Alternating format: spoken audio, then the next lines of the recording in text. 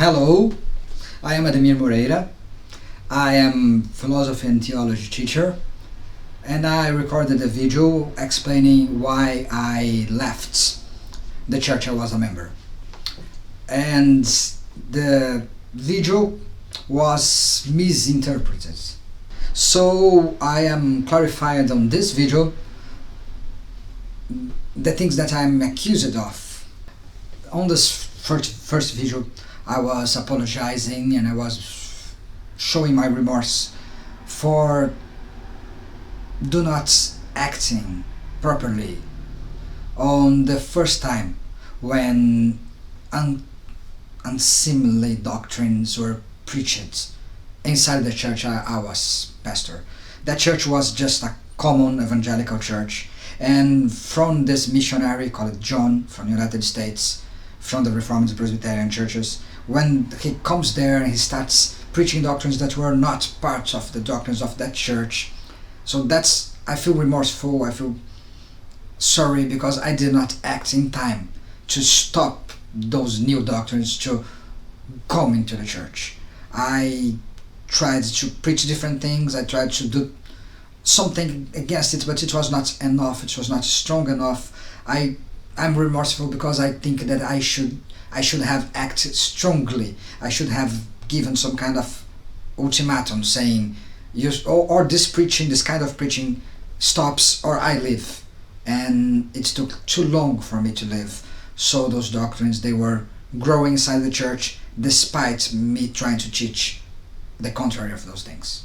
This first video I recorded, it's not about me admitting some kind of misbehave or evil actions from myself. It was not about admitting that I did something against someone in the church. It was admitting that I saw those things happening. I have first-hand experience of those things happening, and I could not stop them because I did not act strongly enough in the beginning of this.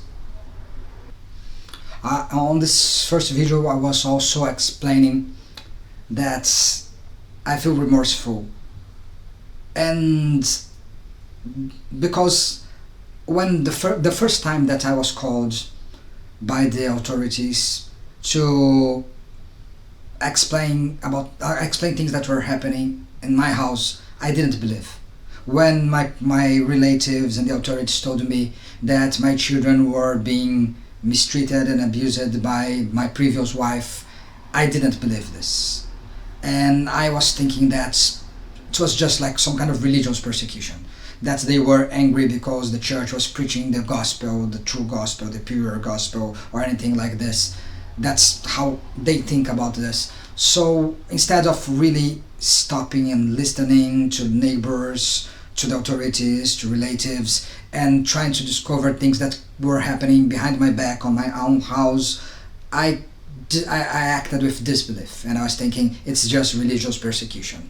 And that's specifically what I feel remorseful about, because my lack of action, because I took so long time to believe that those things were even possible inside the church. It gave time for those things to develop and to happen again and again and again in a way that was harmful to my children. Part of the reason why I could not believe those things were happening in the church, part of the reason why I could not believe that the church was becoming a sect, is because of the social pressure. Part of the reason why I acted in disbelief and is that I could not see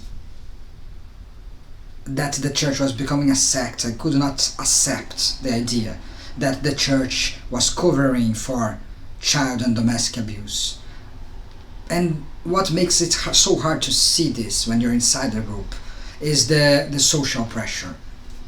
It's the same kind of social pressure that occurs in groups like Scientology and the Latter-day Saints, the fundamentalist Latter-day Saints.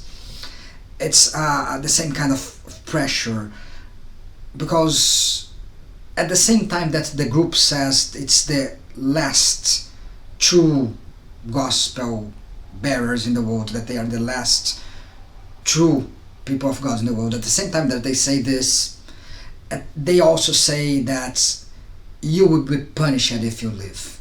The kind of punishment that's perpetrated is the same kind of punishment that is present on that occurs also on Scientology and the Latter-day Saints, fundamentalist Latter-day Saints. They will give you a title. They will say that you are a suppressive person, that you are some kind of vicious creature, that having any contact with you is forbidden. So when they say this about you, when they give this decree about you, all your friends and your children and everybody that stays in the church, they cannot speak with you anymore. You cannot have contact with them anymore. And it's the same thing that they do so that the families and the relatives of people inside the church will not discover the child and domestic abuse.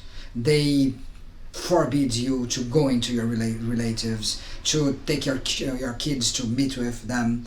So this social pressure, it also builds up, because they would not only take you from your family, from your relatives, from your friends, but they will reach out to your job, they will reach out to your common friends from outside the church, they will make everything, they will write texts, make videos, publish those things on the internet, they will tell people about like things that you talk with pastors, and secrecy and personal counseling. They will make all those things public, and they will try to destroy your reputation, destroy your life, destroy your job. They will just try to destroy you completely. So you have this social pressure of knowing that if you leave, you lose everything, and if you stay, you are on the last faithful group in the world. So this social pressure makes it very hard to just stand up and live at once, or even to believe that evil things are happening there. There is many examples of this kind of thing happening, not just to me, but to many people that left the church. And one of the things that comes to my mind was when my previous wife, Vivian, wrote a letter with prominent members of the church, a letter that was published as a decree by the church. And this letter would forbid me and my children to have any kind of contact with my extended family or her extended family, just destroying the natural relationship between grandsons and granddaughters and the grandmothers and grandfathers, ripping the family apart.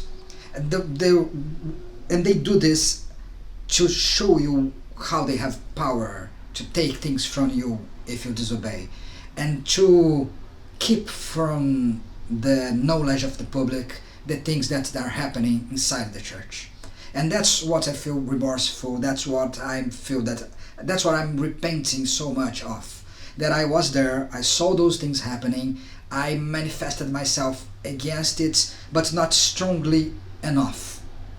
Not in a way that was, stop this or I'm leaving. Stop this or there's no connection between me and this church anymore. That's what I repent of.